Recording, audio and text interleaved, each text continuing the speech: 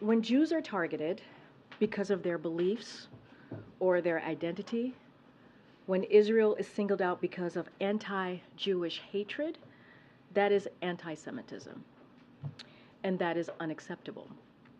There is no place for anti-Semitism, full stop, period. This is important to the president. It's important to me personally and to everyone in the administration.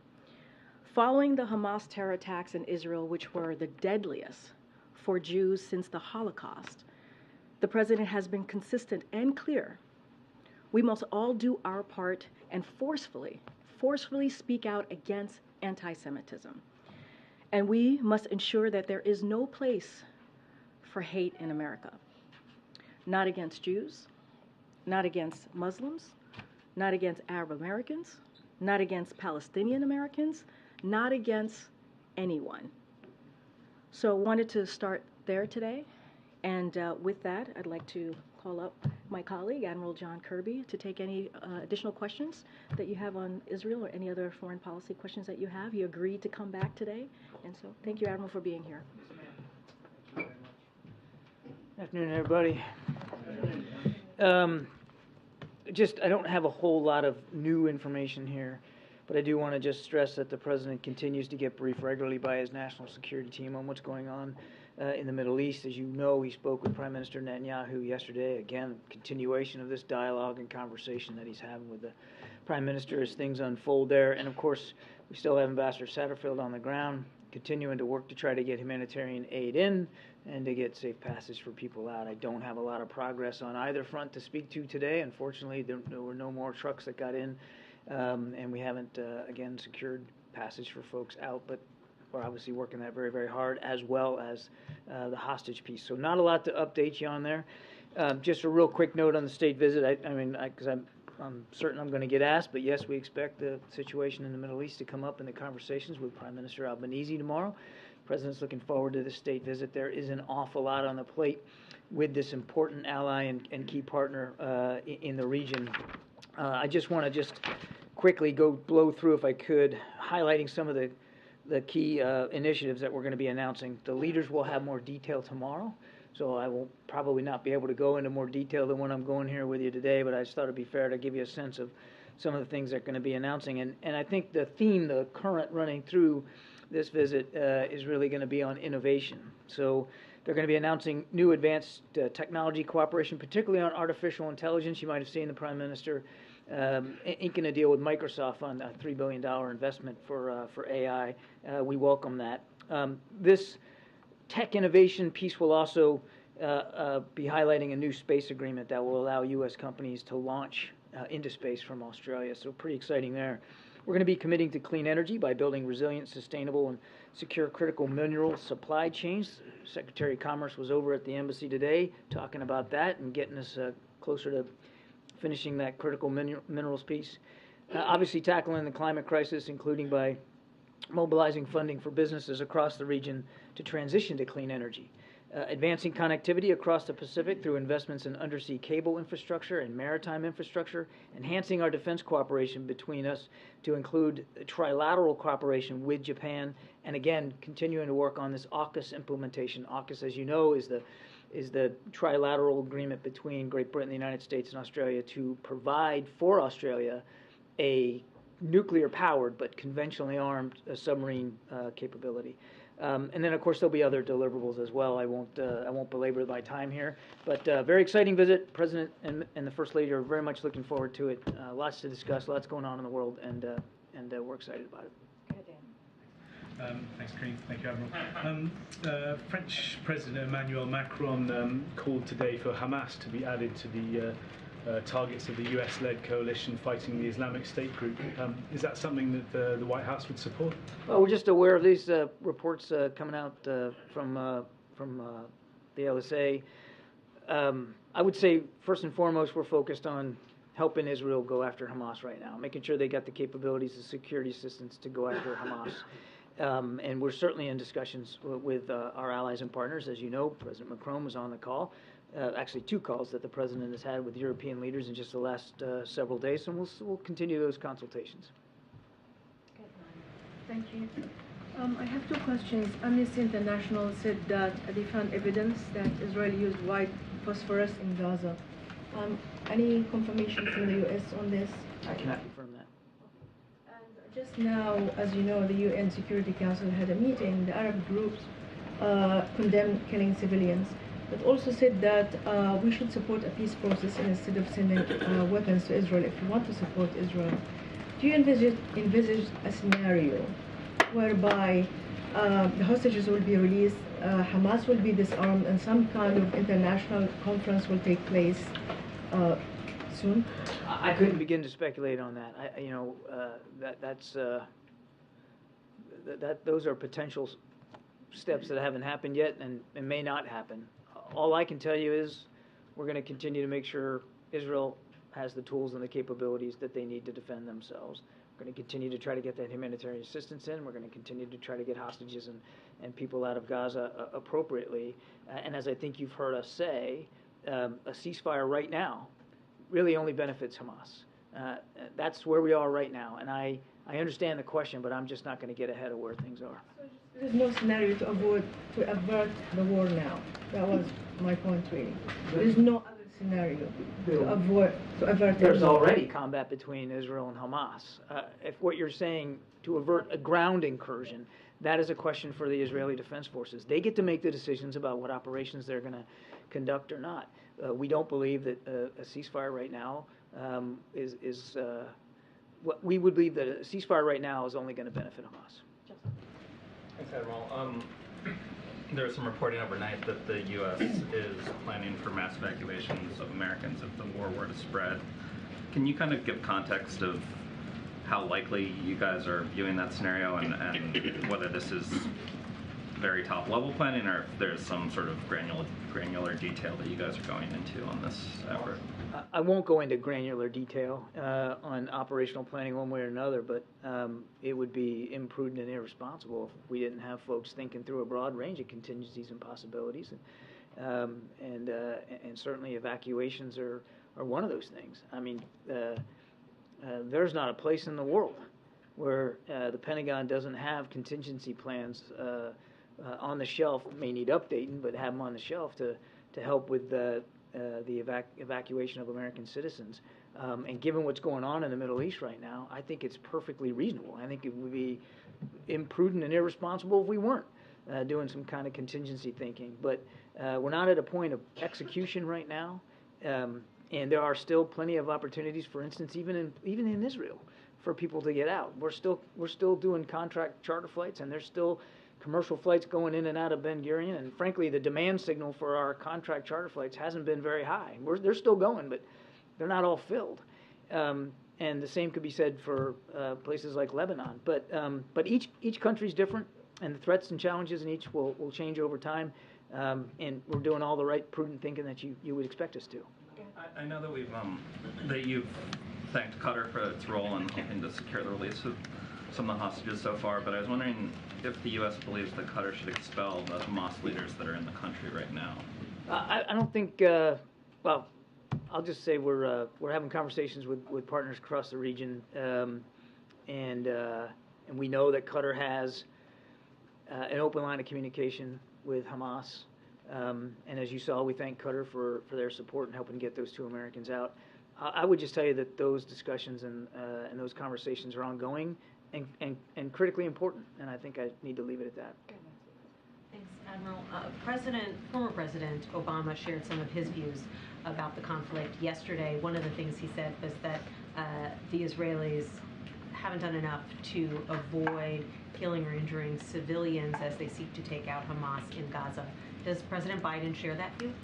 President Biden has, since the very beginning of this conversation, been talking to the Prime Minister, and we have been talking to Israelis at various levels, at the cabinet level and below, about what separates us from Hamas as two democracies, and that's respect for human life. That's abiding by the law of war. That's by doing everything you can to try to prevent civilian casualties and collateral damage, and that's an active conversation we continue to have with them. urging them to be more respectful of human life? What exactly is the message that he's conveying? I think I just conveyed it. Okay, and then another thing that President Obama said is that the Israeli government's decision to cut off food, water, and electricity to a captive civilian population has the potential to erode global support for Israel. I'm wondering if President Biden agrees with that as well. He's been talking again to Prime Minister Netanyahu, and we've been speaking to the Israelis again since the very early hours of this 2 weeks ago. That respect for human life, respect for the civilian population in Gaza, making sure that they can continue to get access to food, water, medicine, and electrical power remains critical. It's important, and that's why he worked so hard on this last trip last week to do exactly that by getting the Israelis and the Egyptians to agree for humanitarian assistance to get in. Just to make sure we're all using the right numbers, 33 Americans dead right now. How many unaccounted exactly? 10. 10 total. Okay.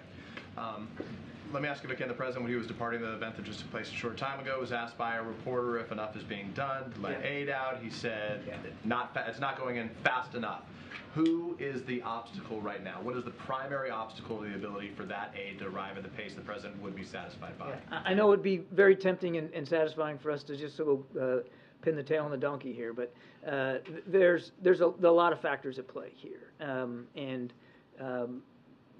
If it was easy, my goodness, there'd be hundreds of trucks flowing in every day. It's a combat zone, Peter. It's a war zone, and that greatly complicates the ability to move safely and to the right recipients, the customers, that kind of humanitarian aid. So there's lots of players involved here. Hamas is obviously a player. Israel's a player. Egypt's a player. The UN is a player. And Ambassador Satterfield is working this as hard as he can. Unfortunately, today we haven't seen any trucks go in. We'll see what the hours to come bring. One quick follow-up, if I can, on a separate topic here. Broadly speaking, we know the Israeli War Cabinet has been meeting with the Prime Minister, the President, and others have spoken to members of that cabinet often, the President and Netanyahu often. Is the President confident that the Israeli War Cabinet, led by the Prime Minister Benjamin Netanyahu, will do the right thing as he views it in carrying out this war? He is confident that we are going to keep doing what we need to do to get Israel the capabilities that it needs. The War Cabinet can speak for themselves. Prime Minister Netanyahu can speak for his government. To be clear, I'm not hearing you saying that he has confidence in Netanyahu and that War Cabinet to lead this war effort to the U.S.'s life. It's not our place to decide the competency of the unity government that Prime Minister Netanyahu put in place. That's for him to speak to and for his cabinet officials. The president left Tel Aviv confident that he had the opportunity to be candid and forthright with Prime Minister Netanyahu privately and with the War Cabinet writ large, and that he had the opportunity to ask them the hard questions that he wants them to be asking themselves before they start some sort of major ground offensive. Thank you. Sir. Thank you, sir. Kirby, I wanted to get a sense. There have been a spate of attacks on U.S. forces in the region, and can you characterize the threat that the U.S. faces in the region right now as Israel poises itself to invade Gaza? And then I have a question about Australia. We remain deeply concerned by the potential for future attacks on our troops. As you're right, we've seen, and I'm guesstimating here, but it's about a dozen over the last several days. And as a result, tragically, one U.S. contractor died as a result of a heart attack from sheltering. So it's potentially a dangerous environment, and we're taking it very, very seriously. Our commanders on the ground have the right to defend themselves and their troops and can take the appropriate and are taking the appropriate force protection measures. And as you know, the president has added additional military force to the region, and now one of those carrier strike groups is going to go on through to the Gulf region to make sure that we send a strong signal of not only deterrence, but our willingness to protect and defend ourselves and our national interests. A question about Australia. Apologies. Sort of as you have the Australian Prime Minister coming tomorrow in the midst of all of this activity around the Middle East, can you just give us a sense from the President's perspective, how is he balancing these two sort of immediate foreign policy objectives versus sort of his longer-term foreign policy objectives that the Prime Minister's visit sort of embodies? Well, he's balancing it well. He's doing it. I mean, if you want to give him a report card, A+. I mean, he's commander in chief. That never stops, and the And the duties and responsibilities are literally global. I mean, we are one nation that has truly global responsibilities, and he's managing it all. Now, it would be really helpful if he could also get the support of Congress up on Capitol Hill, particularly for this supplemental funding. It will be immensely simpler and easier for the president to manage all these multiple crises if we could get that funding for Ukraine, the funding for Israel, the funding for the Indo-Pacific strategy, and of course down at the border. But even sort of today, you're seeing things are being delayed. I mean, surely as What's being delayed? I mean, this briefing, for example, is delayed by quite. Well, that's my fault. Not right. Karine's. But I mean, I appreciate that. the national science thing is delayed. Good move. It is true. It is true. But I'm trying to get a sense, right? Presumably, the president is going to have a number of calls he has to make tomorrow that he wouldn't have otherwise had to make if there had not been this crisis in the Middle East. And how, are you going to keep the Prime Minister of Australia waiting while Netanyahu's on the phone? Like, how is that going to work? I don't anticipate keeping the Prime Minister waiting on anything tomorrow. They got a pretty full agenda, and as I said at the top, the president's looking forward to that. But being president of the United States means balancing an awful lot of priorities and challenges, whether they're domestic or foreign, and oftentimes the line between those gets blurred pretty dang quickly, as Karine was talking about at the opening in terms of the spillover of domestic potential threats here in the United States. But the president is managing it really, really well because of his long experience in government, the wisdom he brings to the job, the relationships that he has. Look at Prime Minister Netanyahu, and they've known each other for decades, since the Prime Minister was working in the embassy here in D.C. As the deputy chief of mission. All that comes into the way he executes the job, and he's on top of it all. Thank you. So 2 questions. Can you tell us specifically what the U.S. government is doing right now to get Palestinian Americans out of Gaza? Because understandably there are some logistical issues, but we've talked to people who are stuck at Rafah and who want to leave. And so what is the government doing right now? Again, this is something that Ambassador Satterfield is working really, really hard. I mean, obviously, a prime focus for us is the several hundred Americans that we know are there. And actually, I don't know exactly how many are down at Rafah, but we know there are many American citizens down at Rafah that want to get out, and he's working that very hard. We also believe, and he's also talking to partners, particularly Egypt, about the possibility of others getting out through Rafah. Again, innocent civilians of many different nationalities, certainly Palestinians, that want to leave and should be allowed to leave an active war zone for their own safety and for the safety of their families. I wish I could tell you that, we got the recipe cooked here and they're all going to get out at a certain time and place. I just don't have that right now. But I can assure you, and all of them, that we're working on this very hard in real time. Second one. So the Gaza Health Ministry, obviously run by Hamas, said about 700 people were killed in an Israeli airstrike today. First of all, is that a figure that the U.S. government can verify? No. Okay. And I think he was right by you saying that the Ministry of Health is run by Hamas, and I think that all needs to be factored into anything that they put out publicly. Right. And this is sort of related to Nancy's question, but setting aside whether that 700 figure is correct or not, I'm wondering if the administration is having concerns that the Israeli response has been disproportionate in response to the obviously horrific attack that we've seen from Hamas. We're going to avoid trying to react to every single event on the battlefield.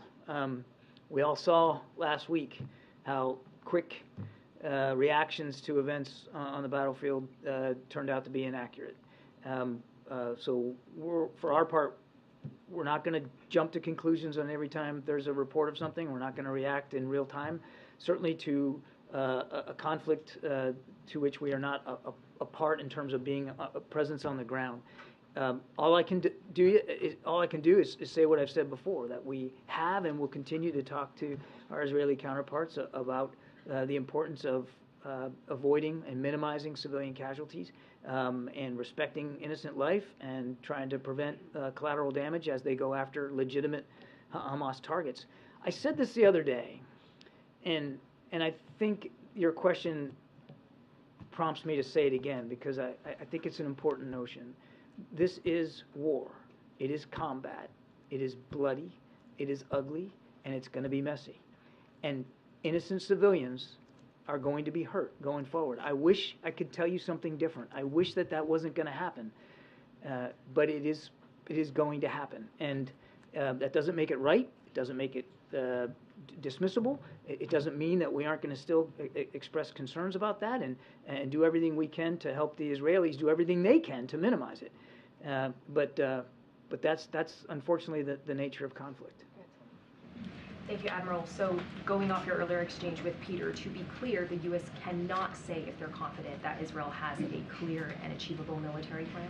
That is a question for the Israeli Defense Forces. You've said you've asked them tough questions, but has the U.S. set or discussed any possible red lines? No.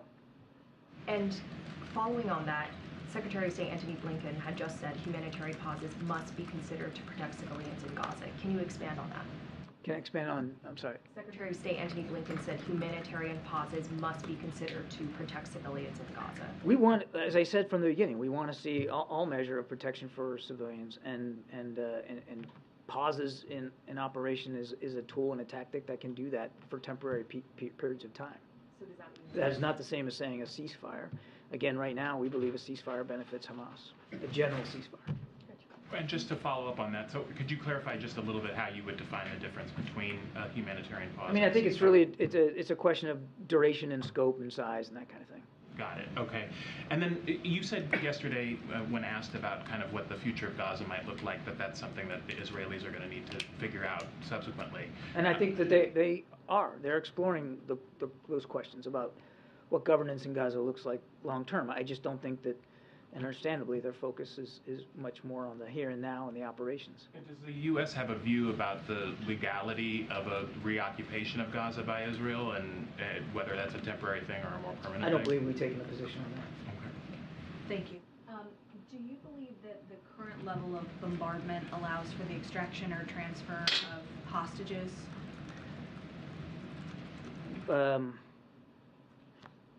Difficult to answer the question given that we're not completely sure about the location of each and every hostage. And we're working to get more granularity on that.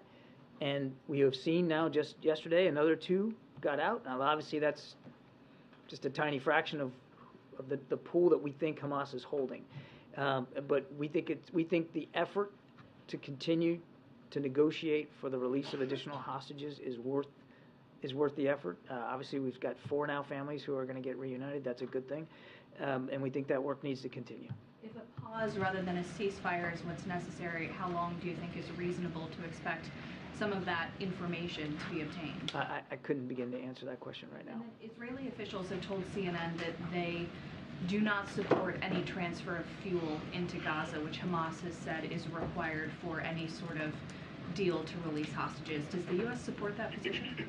Separate and distinct from the hostage situation and what we're doing to try to get them out. I want to be careful that I'm not talking about the specifics of the conversations that are going into getting these people out, lest I say something that makes it harder to do it in the future.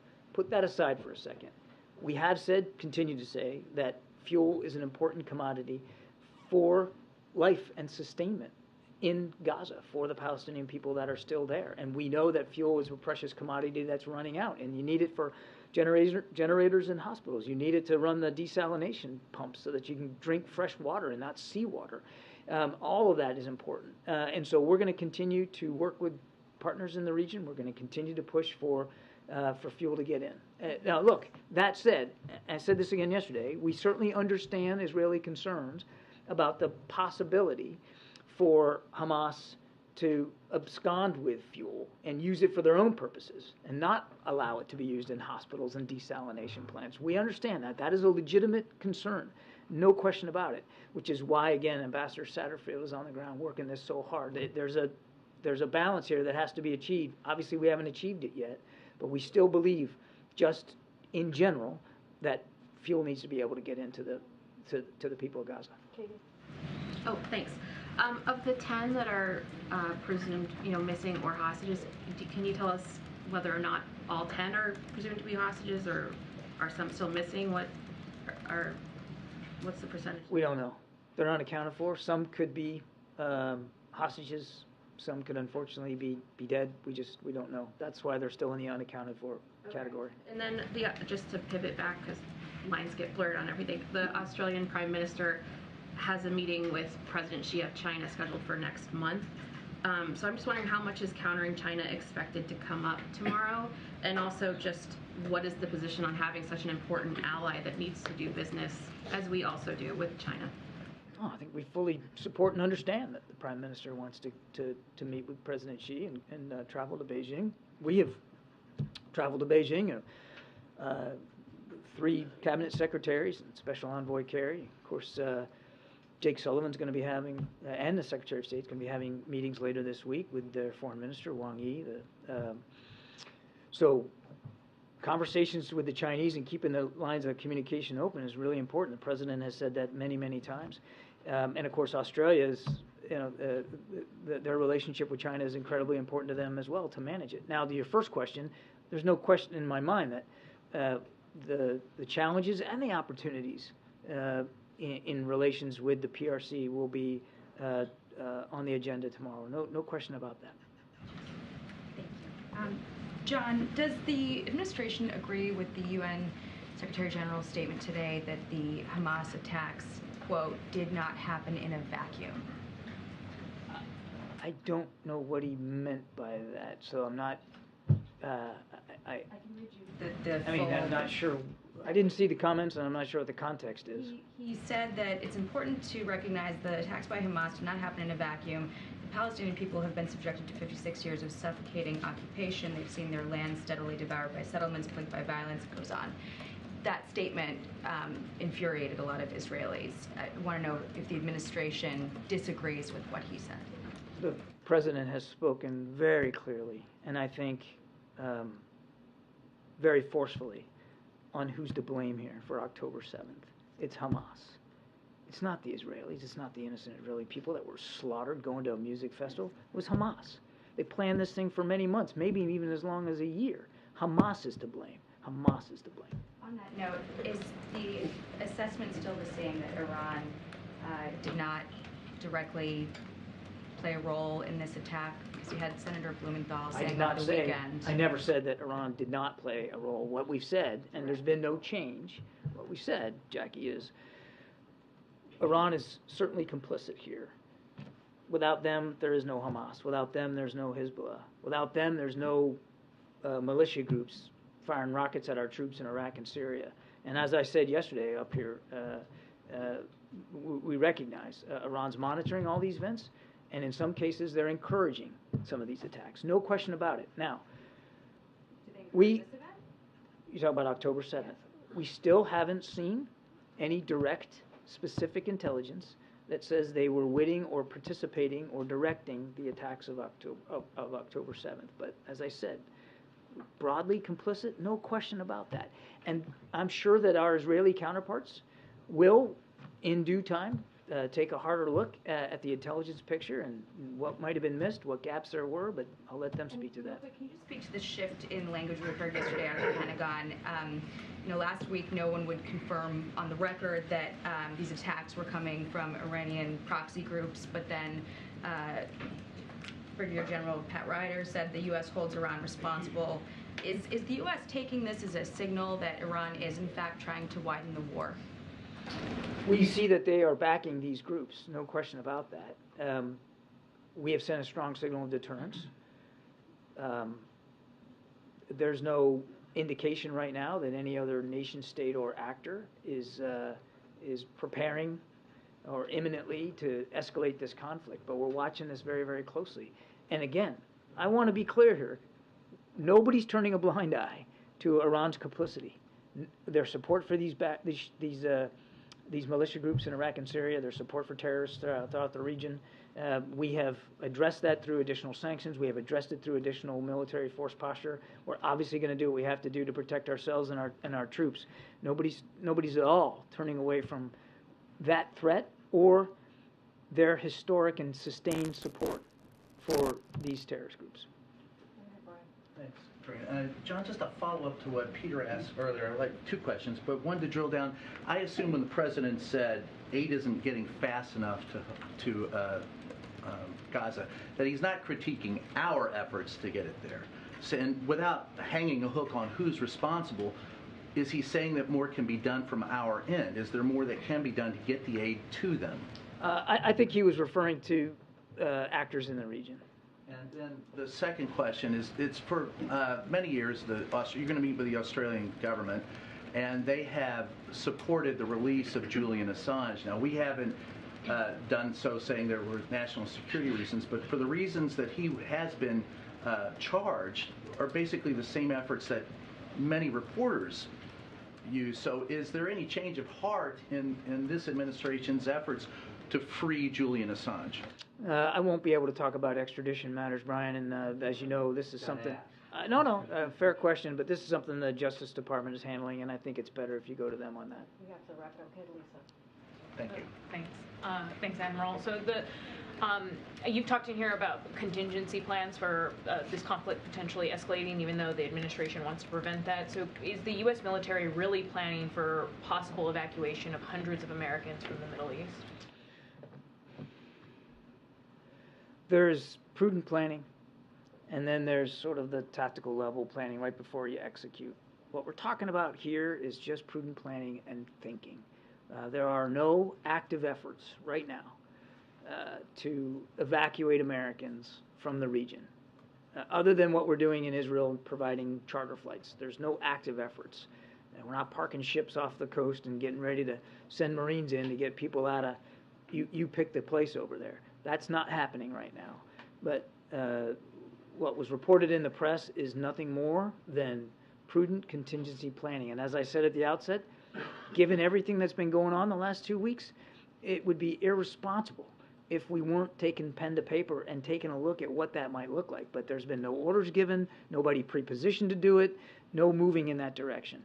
But if it should get to that, my goodness, you'd want to make sure we were ready to do it and do it like that. And if I could just ask a quick follow-up on the longer it takes for the House to agree on a speaker, how concerned is the president that the administration is going to be able to get the necessary aid to Israel as well as humanitarian aid? It's a concern. As I said earlier, we've got appropriations to support Ukraine and Israel for a bit longer. Now, how long is a bit's going to depend on the pace and the scale of these combat operations in both countries. But yeah, we wouldn't have put a supplemental request in, which, oh, by the way, says right in the first line, it's an urgent request. We wouldn't say it wasn't urgent if it wasn't urgent. We want them to act as quickly as possible. Okay. John, I wonder if we've heard numbers of several hundred Americans who are in Gaza, up to 600. Do you have a more specific number of the actual number of Americans who are in Gaza right now? State Department is a better place to go for that. So several hundred I know is accurate. I wish I could be more detailed than that, but you really got to go to state. They would have a better count probably than I would. And then in the prudent planning process, I mean, for these several hundred Americans who are in Gaza right now, if it's in a prudent planning stage... No, please don't mix up the two. What the question I was getting was on the Washington Post report about regional evacuation planning. We are actively trying to get Americans out of Gaza. Ambassador Satterfield was appointed for that purpose, well, also to get humanitarian assistance in, and we're doing that. But we know there's Americans in there. We know they want to get out. We're working very hard to find safe passage for them. That is different than a non-combatant evacuation operation. That's safe passage out of a war zone. Is there a current, advice, I guess, for folks who are kind of trying to gather near the Rafah crossing in case that is where they would evacuate? Is it advisable for Americans in Gaza right now to be in a certain location? I got this question yesterday, and I really should refer you to the State Department. They manage and handle our communication with American citizens overseas, and I think it's better for that question to be posed to them. Matt, you have the last question. Thank you. John, I wanted to make sure that I understood the idea of a ceasefire versus a humanitarian pause. You guys clearly are opposed to a ceasefire, thinking that would be a victory for Hamas. But on the humanitarian pause, is it something that the U.S. is actively pursuing or calling for that to be the case? Well, you heard the Secretary of State talk about the need to look at that, to consider the possibility of a humanitarian pause, to allow aid to get in and get in unfettered, and to allow for the safe movement of people out. But again, there's a lot that goes into that, Matt. We got the Rafah crossing's open on the way in. It's not open on the way out. There's a lot of spade work in diplomacy to get that to happen. So you're not calling for it at this point. You're saying it should be an option. I think it's again. I would refer you back to what Secretary Blinken said, but it's certainly something that ought to be considered for the purpose of humanitarian assistance. And then one last thing on the 10 Americans that are unaccounted for. Is there any confirmation that some number of those are currently being held hostage, or is it completely that the U.S. has no idea where those people are. No, the fact that they're unaccounted for means we truly don't know. We know, again, as I said, a handful, less than 10, are being held hostage. But when we give you the number of unaccounted for, and the reason that number goes up and down is because you get information. Sometimes it's really bad news. Sometimes it's not. So that number fluctuates. It hasn't fluctuated much over the last several days. It's hung around 10, 11. Today it's 10. But what I can tell you is we're working real hard to try to solve those mysteries, and so that the number's zero, and at least families know. At least they have information, and we're working hard on that. All right. Thank you. Thanks, Karine. Sorry I was late. See? It's my fault. That's twice now. Noted for the record. Yes, noted for the record, indeed. All right, Sungming. Thanks, Karine. A couple topics. On the expanding UAW strike, obviously you had 5,000 workers walk off the plant in Texas today. The strike is in the 6th week, and you had Ford laying off workers in Michigan and Ohio. And I'm wondering how concerned the White House is right now that you can get a resolution that's in a timely enough fashion that you avoid significant economic damage. So obviously we're monitoring all of this, everything that you just laid out very closely. Yesterday I was asked about Gene Sperling and also Acting Secretary Sue, who have been obviously playing point from this administration in helping in any way possible, clearly not part of the negotiation, but certainly helping communicate with the parties, both UAW and the Big Three. Look, the president continues to believe that collective bargaining is incredibly important. The options that are under collective bargaining, UAW has the right to kind of think through those options. And so we believe that if everyone comes together in good faith, that there could be a win-win agreement. And so we're going to let them have those negotiations, continue to have those conversations. Obviously, everything that you laid out, we're going to monitor very closely. I don't have anything beyond that. And on the supplemental packages, obviously you set up the national security focus up last week. We have reporting, others have reporting as well, that there are plans to send up a domestic focus supplemental. And I'm wondering if you could talk through kind of the idea of sending it in 2 different packages, especially because you have people like Bernie Sanders saying Congress can't pass just tens of billions for priorities abroad without addressing the priorities at home. So why did the White House choose to do it in separate packages? I mean, look, in Director Young's letter, she said that there would be a domestic supplemental as well. It's coming this week.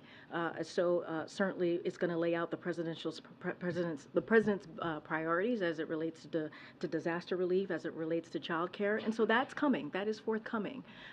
We did the, certainly, as you heard from the Admiral, with the supplemental that we released last week, the foreign one, the international one, it said urgent on it in the first line, right? Because we believed it was incredibly important as we see the war in Ukraine, as we see what's happening with Israel and Hamas. We wanted to make sure that certainly that we got that out there as soon as possible. But the domestic one is coming this week. That's what Director Young said in her letter that you all, I'm sure you all saw, that there's going to be an additional request on the domestic front, and those are going to be priorities and just as important, but also priorities for the president as well. That is critical to domestic push or platform that he has. Thanks, Karine. We've heard from Senate Republicans that humanitarian aid to Gaza is an issue for them in the aid package. Are there any modifications to the aid package that would be red lines for the White House? I'm not going to get into any hypotheticals or any red lines. We believe there's no reason for Congress shouldn't pass or support this. We believe this is a national security priority, right? Which includes, as you know, critical aid to Ukraine as well, not just aid to what's happening to Israel with what's happening in the region. But we also believe there's strong bipartisan support. We've heard it from Mitch McConnell. We've heard it from McCall, right? Chairman McCall. We heard it from Chairman Turner. So we believe there is actually strong bipartisan support for this supplemental package that was introduced by the president last week. And we believe that there's no reason at all that Congress can't get it through. Does the president have any reaction to the reporting that Congressman Dean Phillips is going to be seeking the Democratic presidential nomination? I'm going to be careful from here. Not going to speak to electoral politics, upcoming electoral politics 2024. If one thing I would say outside of that is we appreciate the congressman almost 100% support of this president as he's moved forward with some really important key legislative priorities for the American people. I just don't have anything to share on that on the 2024 from here. Go ahead, Kim. Republicans have selected Tom Emmer as their speaker nominee. I know you said very often that the White House does not have a vote in this. Ad nauseam, I'm sure. Not involved in this process, but Emmer has been one of the more supportive Republicans for Ukraine aid across the board. Do you see that as a positive signal? I'm just not going to speak to their process. I'm sure there's more steps to go, right, before we get to the end here. I think it's important and critical that the Republicans in the conference get their act together, get their business in order, and figure out who's going to lead not just the conference, obviously be since they have the majority in the House, have a speaker for the House. Just not going to get into it. I have said just moments ago we have seen bipartisan support for the supplemental package that the president announced last week, that we spoke to last week, and so we believe that Congress should move forward with that. As it relates to their process and finding a speaker, that is up to them. We do not, as the president has said himself, just quoting him, we do not have a vote in that space. Go ahead, Brian. Just a follow-up, I know you don't want to talk about their process, but once the House picks a speaker, your process, considering the global situation, is this administration considered asking the House Speaker to speak before a joint session of Congress, or would you consider having them over to members of the GOP and the Democratic leadership in Congress over to the White House to talk about the situation, since you're asking for additional funds? Look, there are conversations that have been happening and will continue from this administration to folks on the Capitol. That has been happening via the director of OMB. That's been happening with the Legislative Affairs Office. Those conversations with congressional members have been ongoing as it relates to making sure we get this additional funding. And so that hasn't stopped. That's going to continue. We're going to continue to make sure that we talk to folks, whether in the Senate or in the House, about the critical importance about getting this aid, especially as we talk about our national security. And now we're going to announce pretty soon the domestic piece of this as well. So those conversations continue. That's never stopped, and they will certainly move forward with that, regardless of what happens. But will the president become personally involved? I mean, the situation has been outlined here in the White House is how dire it is in the Middle East and how dire the situation is in Ukraine. So in order to sell it or in order to make the deal, is the president willing to do it himself to talk to? We believe we have bipartisan support. We believe we have bipartisan support in the House and in the Senate to get this done. I just mentioned a couple of I mentioned Chairman McCall, I mentioned Mitch McConnell. They've been very supportive of getting this moving forward. So we believe the bipartisan support is there, and there's no reason for Congress not to move forward. Go ahead, Karen. The president spoke with the families of unaccounted Americans 11 days ago. Are there any plans for him to have another conversation with those families? And if not him, can you talk about the contact between senior White House officials and those families right now? We're told that there has been daily communication. I don't have anything to read out to you on any further conversations, so just don't have anything to share at this time on anything that's going to moving forward on as it relates to the president speaking again to those families. And how about people in the White House, like who is talking to I just don't have specifics. Obviously, we have had connection and conversations with them. I just don't have the specifics on who is talking to the families. Okay, Justin. Thanks, Karine. We're only a couple of weeks away from government funding also running out again. At this point, do you guys have a preferred strategy for how you'd like to see the government funding bill, the two supplemental requests go through? Do you want to see one sort of collective piece of legislation, or? So I don't have a direct process on that. But certainly, we want to see both of them get through, both the domestic supplemental, which we're going to announce this week, and obviously the urgent supplemental as it relates to our national security that we announced last week. Certainly, we think Congress should move forward with both of them. They should move forward on getting those passed. As I mentioned, as it relates to the national security request that we made with Ukraine and also Israel, we've seen bipartisan support. We don't believe there should not be a reason for Congress to move forward with that.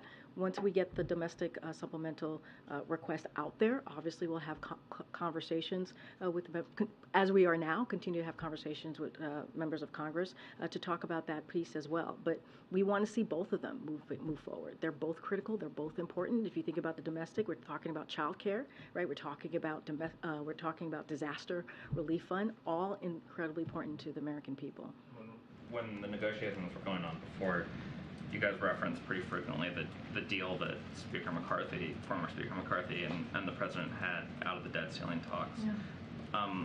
Given the state of Republican leadership right now, do you guys still see that framework as sort of operative, or do you think we'll be starting sort of from square one when they go into the negotiations? So look, I'm not going to get certainly into hypotheticals from here, how the process is going to go.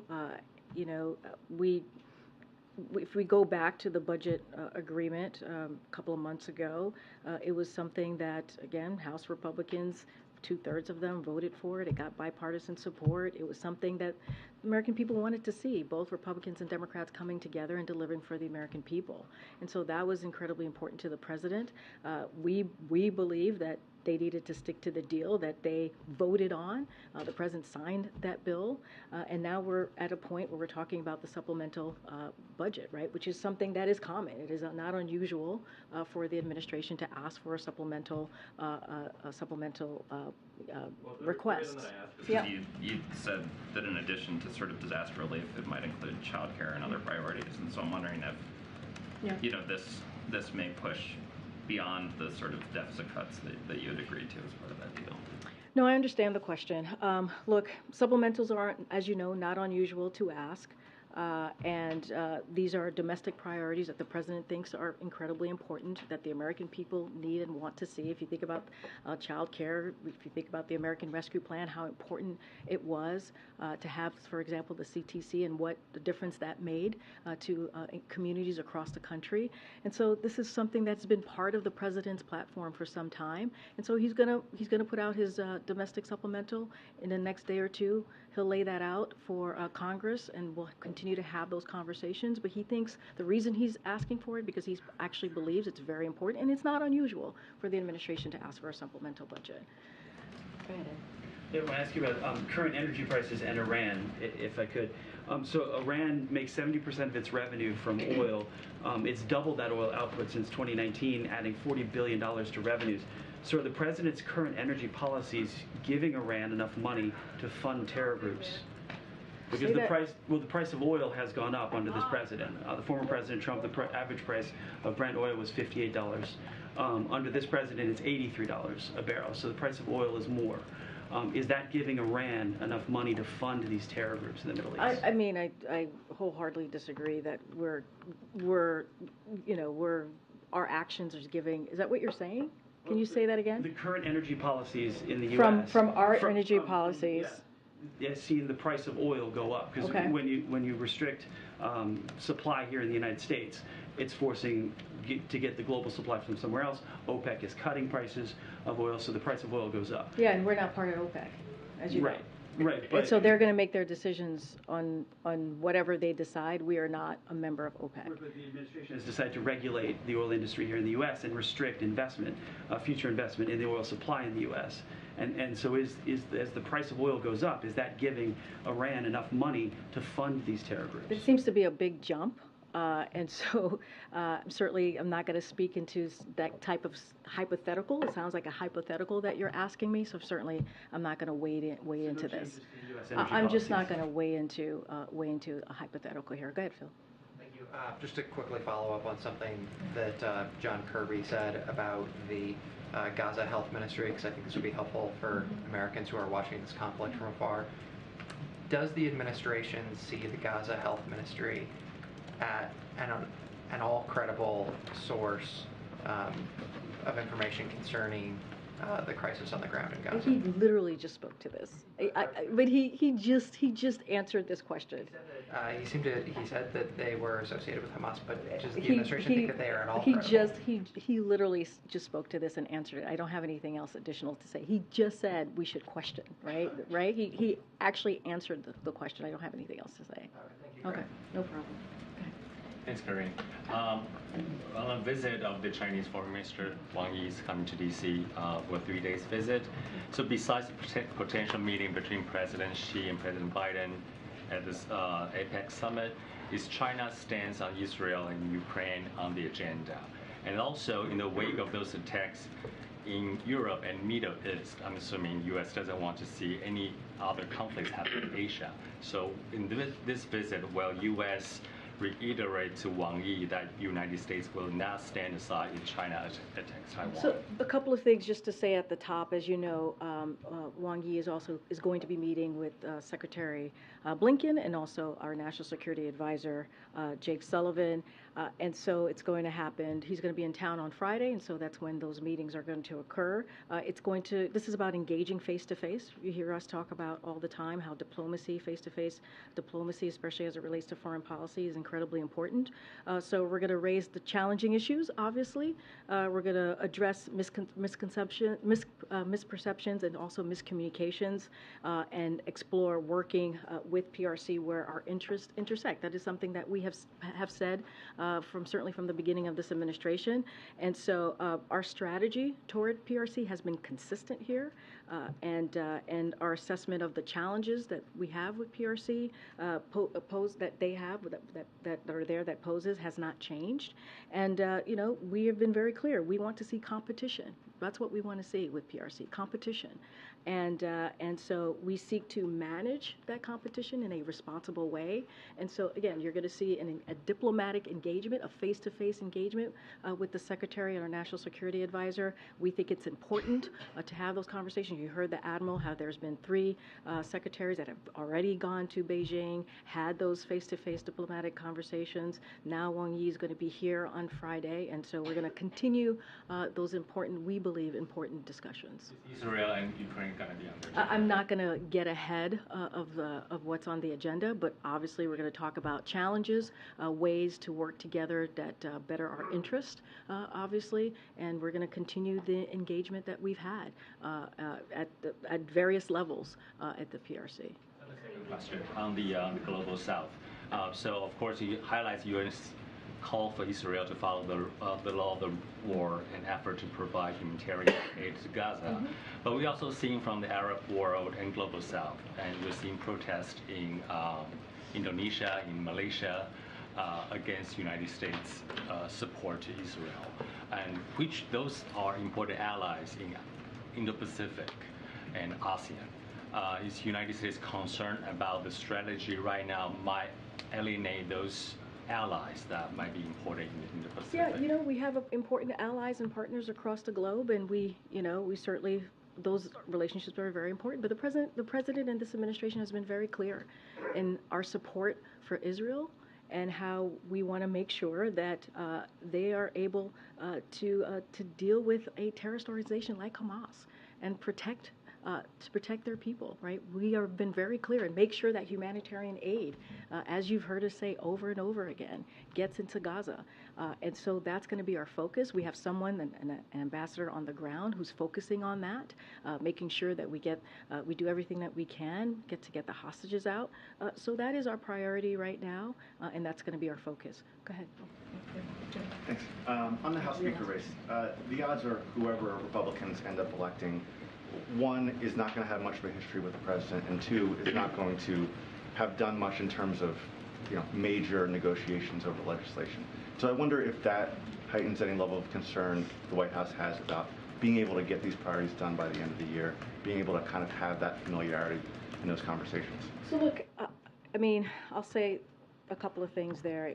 Look, we believe it is important to get the work done on behalf of the American people. It is important. It is important to have a functioning House, which is right now is not functioning because they cannot figure out who is going to lead, they meaning the House Republicans, who's going to be the leader of their conference, who's going to be the Speaker of the House, and that's a problem.